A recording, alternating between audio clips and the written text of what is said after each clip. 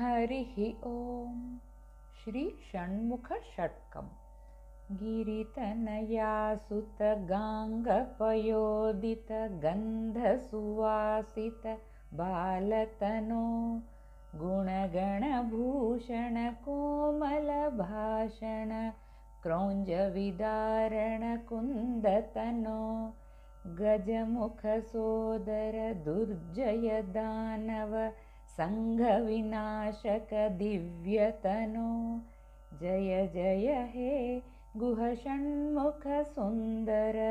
देहि रतिं तव पादयुगे प्रतिगिरिसंस्थित भक्तहृदि स्थित पुत्रधनप्रदरम्यतनो भवभयमोचक भाग्यविधायक भूसुतवारसुपूज्यतनो बहुभुजशोभित बन्धविमोचक बोधफलप्रद बोधतनो जय जय हे गुहषण्मुख सुन्दर देहि रतिं तव पादयुगे शमधनमानित मौनिहृदालय मोक्षकृदालय मुग्धतनो शतमखपालक शङ्करतोषक शङ्खसुवादक शक्तितनो दशशतमन्मथ सन्निभसुन्दर कुण्डलमण्डित कर्णविभो जय जय हे गुहषण्मुख सुन्दर देहि रतिं तव पादयुगे गुहतरुणारुणचेलपरिष्कृत तारकमारकमारतनो जलनिधितीरसुशोभिवरालय शङ्करसन्नुत देवगुरो विहितमहाध्वर सामनिमन्त्रित सौम्यहृदन्तर सोमतनो जय जय हे गुहषण्मुख सुन्दर देहि रतिं तव पादयुगे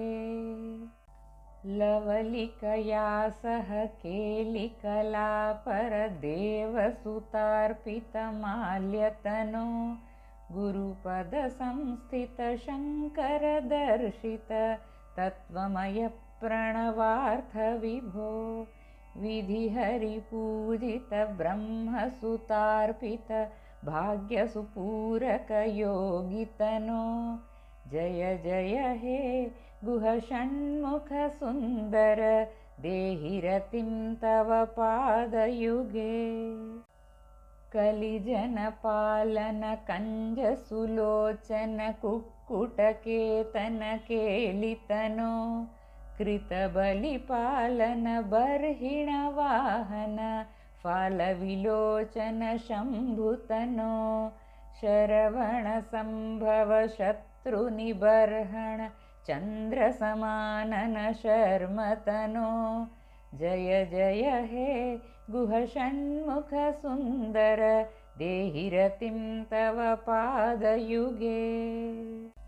सुखदमनन्तपदान्वितरामसुदीक्षित सत्कविपद्यमिदं शरवणसम्भव